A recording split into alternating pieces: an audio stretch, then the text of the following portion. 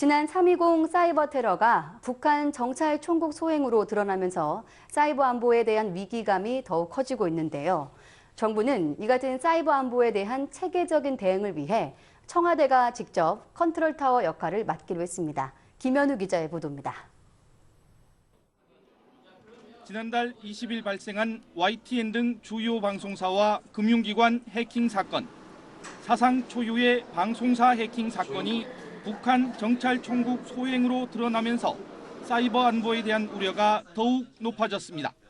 특히 사이버 안보에 대한 컨트롤 타워 구축이 시급하다는 지적이 잇따랐습니다. 이에 따라 정부는 사이버 위협에 대한 국가 차원의 체계적인 대응을 위해 청와대가 직접 컨트롤 타워 역할을 맡기로 했습니다. 지금까지 사이버 안보는 공공부문은 국가정보원, 민간은 미래창조과학부, 국방은 군사이버사령부, 수사는 경찰 등으로 뿔뿔이 흩어져 있었습니다. 하지만 앞으로는 청와대가 직접 사이버 위협 대응을 위한 컨트롤 타워 역할을 맡고 국정원과 미래창조과학부, 경찰청 등과 협조 체제를 구축하기로 했습니다. 또 사이버 위협에 대한 정부의 대응 원칙과 주요 정책 등이 포함된 국가 사이버 안보 전략을 올해 안에 마련해 사이버 안보에 대한 국민적 공감대를 확산시켜 나가기로 했습니다.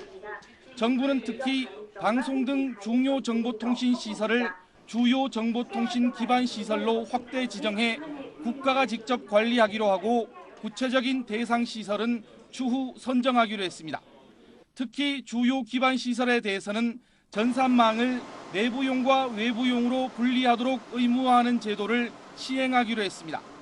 금융사에 대해서는 금융위원회의 보안 기준을 위반하는 경우 이를 제재하는 방안을 마련하고 기업 최고 경영자의 보안 관리 책임도 강화하기로 했습니다.